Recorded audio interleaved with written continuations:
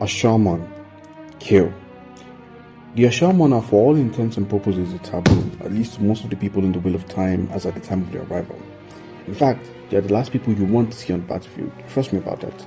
Now, in contrast to their counterparts in the White Tower, they don't quite follow the same rules as the Aes Sedai. They are something else entirely, a creation born from necessity, trained for war and domination. Now, about the history and formation. The Asha'man were founded by Thor, the dragon reborn, in a time when male channelers were being hunted and feared. Now, unlike the Aes Sedai, who have centuries of tradition in Tar Valon, the Asha'man had no history, at least not until Rand decided to create one for them. I guess you could say the origin of the Asha'man began when Rand, continuing his journey of declaring himself as a dragon reborn, expanded his influence. So men who could channel began seeking him out, looking for safety from the Lord Dragon as a fellow man who could channel. Now, in response to this, Rand renovated the farmhouse about 2 leagues from Camelin to host them. Now, Rand decided to accept this man, and he began putting out words that all male channelers were welcome to come to him, right? He gathered these men, offering them a place in the world and his protection. Now, keep in mind that not all of the men who came seeking refuge could actually channel, and this is where Mazrim Taim enters the story. To keep it simple, Mazrim Taim was a false dragon, much like Logan Alblar from the TV show if you remember. Rand opted to spare his life. You can see chapter 2 of the Lords of Chaos, and had Mazrim Taim test all those who came to him to see if they could touch the One Power and eventually train them.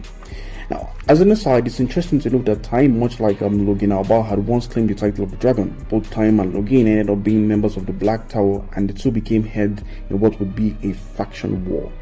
Now, the training of the Asha'man at the Black Tower was harsh.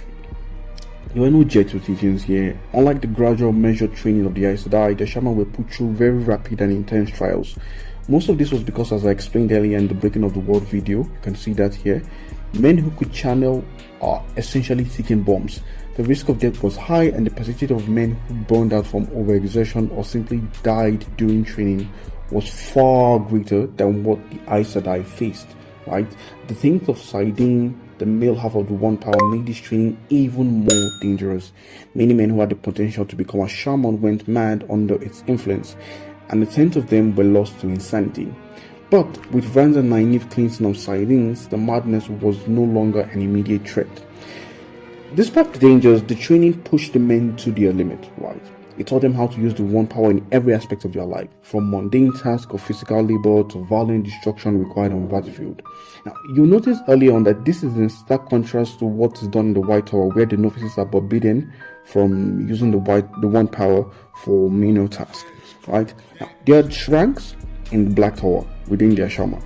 And the Lord of Chaos chapter 40, the Black Tower, Rand travels to the farmhouse, right, which now houses more than about 100 students, to assign ranks to these students, namely soldier, dedicated, and Asha'man. The soldier, which is the lowest rank, were marked by their coat but no decorations. Soldiers are fresh recruits. They are raw channelers who are still learning to harness their power. They serve as the foundation of the Black Tower. They perform every task from mundane chores to combat training. Then we have the dedicated. The dedicated were those who had progressed beyond the soldier stage and were marked by a silver pin on the left side of their column.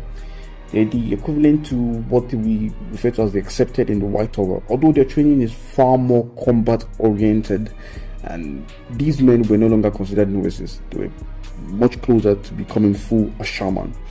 The Asha'man rank, which is the highest rank, were marked by both a silver pin of the dedicated and a gold and red dragon pin, signifying their full membership in the Black Tower. These were the elite warriors of the Black Tower. They were trained and they were tested in the fires of conflict, and they wielded their powers with very little precision. As an aside again, it is important to note that Rand is very, very distant from the Black Tower and the Asha'man. While he does sow the seed for it, he hands it off to Mazrim Taim and lets him handle the rest. Although this decision does come back to bite Rand in the ass, Rand's action was done with the intent to make the Black Tower, and by extension the Asha'man, an independent organization, and not one that was completely reliant on the Lord Dragon. The first view that we have of the Asha'man, or their debut if you will, was when Rand was kidnapped by the White Thor and the Asha'man came to rescue him. We see the Asha'man slaughter and humble both the Shadow and the other side of the White Thor, quite literally bringing them to their knees.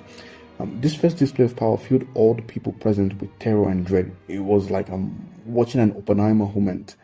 In the next video, I'll cover this battle known as the Battle of Dumai's Wells and how Rand was kidnapped, stuffed in a box, and then repeatedly tortured. But till then, take care and see you soon.